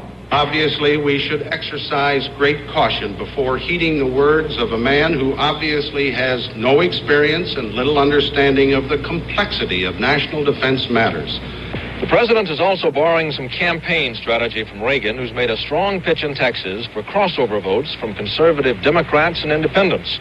Mr. Ford now says he wants those votes too. That's the first time the president has openly campaigned for support outside his own party. John Cochran, NBC News, with the Ford campaign in Texas. When Reagan arrived in Albany, Georgia, late last night, he said he was surprised by the margin of Jimmy Carter's victory in the Pennsylvania primary. But he said Carter's nomination by the Democrats would not be a problem for the Reagan campaign, even though Carter is not part of the Washington establishment. Maybe he'd have to be more specific on what solutions he offers to the specific problems. And so far, when he has been specific at all, it seems to be that he does not exactly deplore the idea of big government or Washington solving the problems. Reagan's main worry now is not Jimmy Carter, it's Gerald Ford. That's why Reagan was in Carter's home state of Georgia today, campaigning. Reagan kept up the pressure on President Ford's national defense policy, repeating his charge that the United States is no longer the number one military power in the world, but is being surpassed by the Soviet Union. At a news conference in Atlanta today, he was told that Mr. Ford had called his statements on defense glib and superficial and had warned voters against him. I'm sorry that he found it necessary to say the things he did. It isn't really important whether I'm second or not. I'm concerned about this country being second. I wish he'd address himself to that. I don't think that just 20 months in his own appointive position has necessarily made him the only expert in the United States with regard to whether this country is in a strong position or not. Reagan has bought 5 minutes of nationwide television time tonight to make a campaign speech, and the subject is no surprise. It's national defense. Ken Lee Jones, NBC News, with the Reagan campaign in Atlanta. Hoping the Humphrey decision will resuscitate his campaign. John Chancellor reporting from the NBC News Center in New York. Good evening. Hubert Humphrey took himself out of the running today for the Democratic presidential nomination. He said he would accept a draft at the Democratic convention, but he described that as unlikely. Humphrey said from now on he's a senator, a citizen, and a non-candidate. The Minnesota senator said he will not authorize committees to act on his behalf, although he will continue, he said, to speak out on the issues. He made his announcement this afternoon in an emotional session in the Senate caucus room. Catherine Mackin was there. And that at midnight last night, he thought he would announce as a presidential candidate and run in the New Jersey primary. He said his wife wanted him to run, and so did all his children. But at 11 o'clock this morning, he decided he would not do it. It wasn't the New Jersey primary. He felt he would win there. But his name is also on the May 11th Nebraska primary ballot, and he said that's not enough time to set up a campaign. I really thought I could win New Jersey, but I was very dubious about what the situation would be if once I made myself an active candidate. The pressures would have been on me immensely to get into Nebraska and Oregon in particular. And my friend Frank Church is out there in Nebraska. Frankly, you can't organize a campaign in 11 days. It's impossible. And one thing I don't need at this stage of my life is to be ridiculous. So I'm not going to do it. Yes. It pretty well mean that you have no chance of getting the nomination. Well, that's pretty much in the hands of other people. It means that I'm not aspiring, that I'm not... It means exactly what I said about 6 months ago. I shall not seek it, I shall not compete for it, I shall not search for it, I shall not scramble for it. But I'm around. When do you expect Mr. Carter will be the nominee for president? I can't predict that. He surely has got a leg up. And I hope that in between now and the time of the convention that I'll hear a lot more from Mr. Carter and where he stands on the issues, and I'm going to help educate him. When Humphrey was asked how he assesses his chances of ever being president, he answered, not very well. He said he doubts Jimmy Carter will get the Democratic nomination on the first convention ballot. But he said Carter will arrive at the convention with a healthy batch of delegates. Humphrey declined to endorse Carter. He simply urged all the candidates now running to continue with their campaigns. Catherine Mackin, NBC News, Washington. Humphrey has also had some health problems, although his doctors say he's fine, and there were some campaign fund irregularities in his last campaign, which could make him vulnerable to criticism in another campaign. The main beneficiary of what happened today, of course, is Jimmy Carter, the leader in votes and delegates. Here's Don Oliver with Carter's reaction. Carter was on his way from his home in Plains, Georgia, to campaign in Texas when he heard that Humphrey had decided not to enter the race. Does it not remove the last real obstacle to your nomination? Well, it's about the same as it was before. We've, I think, been successful in meeting any particular opponent, and I believe that now we will have less of a sharp division between myself and Senator Humphrey. But we were prepared to go either way. Now we'll have to face, the prospect of a deadlock convention, which I think is a much more unlikely prospect.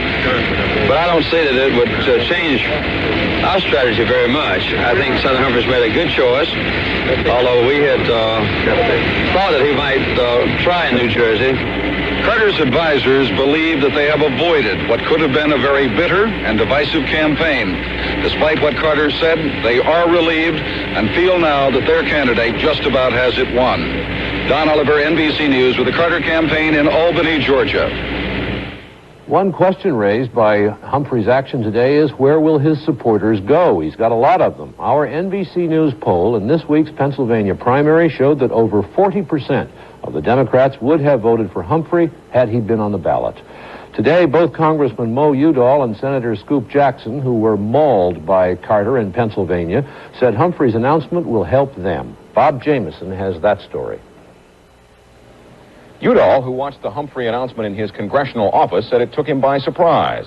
Describing himself as the only alternative to Carter, Udall said he is hopeful Humphrey supporters will transfer to him, including labor. So what we're really down to is Mo Udall one-on-one, the old basketball player from Arizona, one-on-one with Jimmy Carter. I can win, I can beat Carter in Ohio and New Jersey and some of these other states if the labor people who have misgivings about Carter's position on economic issues will rally behind me. Jackson was meeting with advisors, deciding where his campaign goes from here when Humphrey spoke.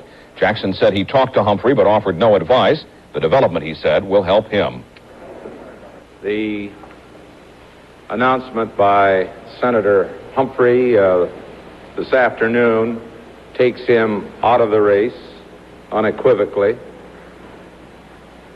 I am now taking a look at the support, especially from people who have been committed to Senator Humphrey and others, to the extent of help they can give.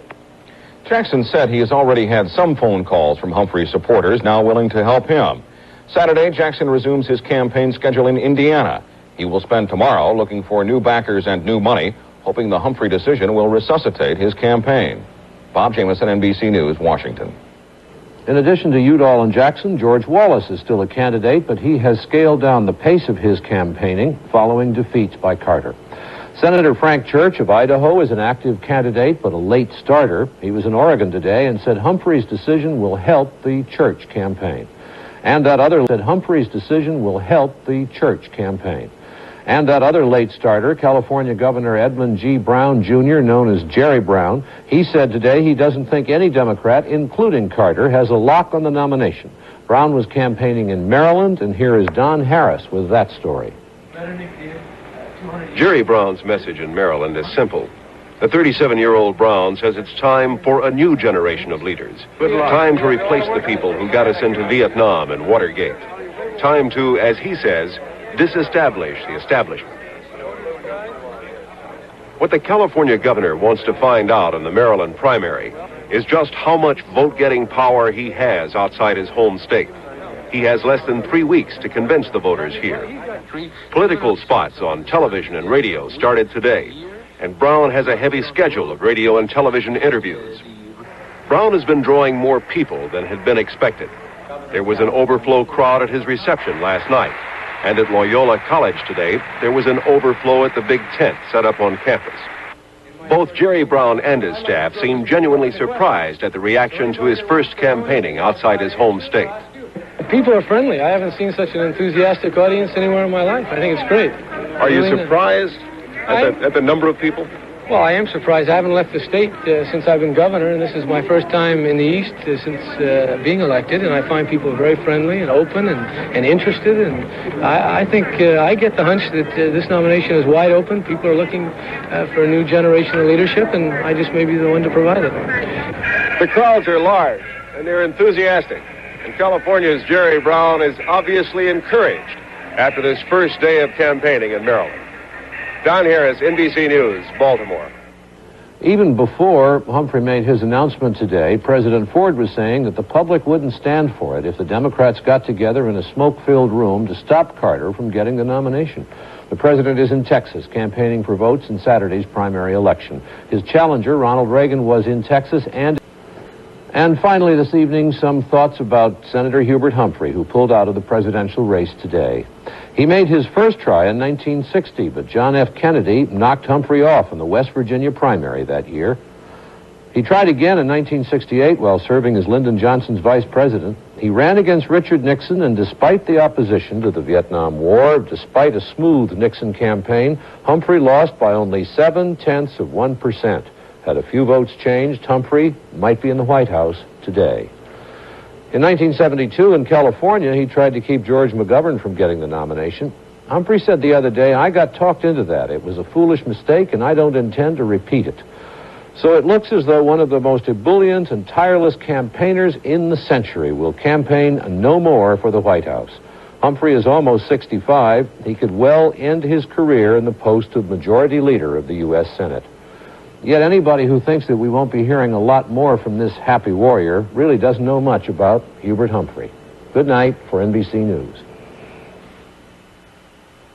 Though Senator Scoop Jackson may be pulling out of an active role in the presidential race, his Indiana campaign coordinator is quoted as saying the Jackson headquarters in Indiana will be closed tomorrow. The Indiana primary is next Tuesday. A source in the Jackson campaign said Senator Jackson will announce tomorrow that he is suspending his active campaign. Jackson was badly beaten by Jimmy Carter in the Pennsylvania primary this week. Carter was in Texas today thinking more about President Ford than about Jackson. Don Oliver reports. Carter was speaking in the Texas State Capitol building. It was his strongest denunciation of President Ford so far in this campaign. The nation does not need a caretaker government, Carter said, and that's what the nation has in Gerald Ford. He's been in the Oval Office of our White House. He's slept alongside the issues that haven't bothered him at all. He has not addressed them. He's shown a very weak inclination for leadership. He's almost completely destroyed the proper relationship between the White House and the Congress. He's been very timid and very weak.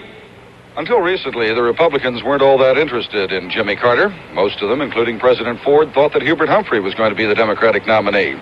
Now the Republicans are becoming interested in Carter. They want to know more about him. Here's an example of their interest. This is Jay Pike. He works for the Republican National Committee, which works for Gerald Ford. Pike joined the Carter entourage yesterday, saying he was a reporter for the Republican Party magazine First Monday. This morning, Pike tried to board the press bus in Dallas. He was met at the door by Carter's press secretary, who said, "The game is up." How do you expect our magazine to get a truthful story on Governor Carter? If I thought there was any chance in the world that First Monday would write a truthful story on Jimmy Carter or any other Democratic presidential contender, that would put a whole different light on the whole thing. It turned out Pike's luggage was already on the plane, buried under dozens of bags. So Pike and his tape recorder, on which he was to record Carter's speeches for the Republican National Committee, were allowed to continue on to Austin. En route, he was introduced to Carter. "It was nice having you along," Carter said. "It was all very friendly, but the last time we saw Jay Pike, he was on the tarmac at the Austin airport, still waiting for his bag." Don Oliver, NBC News, Austin. In the Texas primary is the close fight between President Ford and Ronald Reagan. It has set some records for bitterness and tough language and is a decisively important contest for both men. Tom Brokaw has been in Texas for the past few days, and here is his report on the Republican primary. President Ford now believes he can win the Texas primary tomorrow and finally finish off Reagan. Reagan still believes that he'll win tomorrow and that Texas is a beginning, not an end. The fact is, no one is sure just what will happen in the Texas primary. The election, like the state, cannot be measured in conventional terms. Texas, a state with 220,000 oil wells, almost 2 million pickups, an untold number of cowboys and cowgirls, and 23,000 bars. Yes, sir, they do things in a big way in Texas, except register for the Republican Party. There are 12 million people in this state, and only 100,000 registered Republicans. Tomorrow, they'll participate in one of the most complicated primaries of this election year. President Ford and Ronald Reagan will be represented by delegates in each of the congressional districts. There is no statewide popularity contest.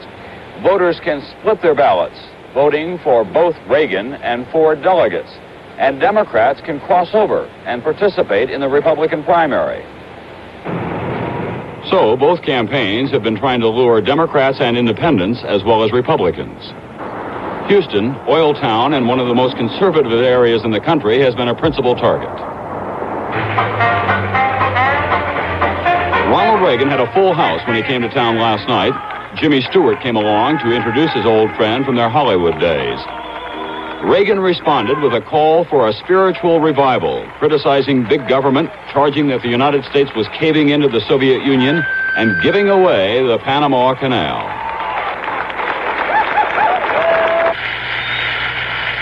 My concern is the security of the United States. And what is to keep any dictator any place in the world from saying all you have to do is threaten Uncle Sam with a little bloodshed or violence, and he'll give up anything, no matter who it belongs to. Ladies and gentlemen, the President of the United States. All of this has kept President Ford moving to his right in Texas, talking about Panama and military strength when he'd rather be concentrating on economic recovery. In the closing days of the campaign, he has charged that Ronald Reagan is not responsible enough to be President of the United States. First, let me correct the record. I said that a person that would cut off negotiations for the future arrangements of the Panama Canal would be acting irresponsibly, and I repeat that here tonight. But the president's best hope in this campaign may be his organization, not his rhetoric. The Ford campaign telephone system is much larger and better organized than Reagan's. In any event, both campaigns will spend the next 24 hours trying to reach as many voters as they can in areas like Houston's West Side, where a lot of big Texas oil money has settled. John Connolly lives here, but so far he hasn't said who he'll vote for. Anyway, voters in these areas with less money are more important than Connolly. There are more of them. They watch a lot of television, and so they have been seeing a lot of the two candidates. Inflation slackens. Recovery continues. President Ford is your president. Keep him. Well, I believe in the peace of which Mr. Ford speaks as much as any man. But peace does not come from weakness or from retreat. It comes from the restoration of American military superiority. The television and telephone campaign will continue through tomorrow. When it's all over, the two campaigns will have spent at least $800,000, $8 for every Texas Republican. Tom Brokaw, NBC News, Houston. And at the end of a dizzying week in politics, here's where the parties stand in terms of delegates. President Ford has 266 delegates, Ronald Reagan 139. And among the Democrats, Jimmy Carter leads with 331. Scoop Jackson has 194 delegates now committed to him. Mo Udall has 172, George Wallace 108, and there are 186 uncommitted Democratic delegates.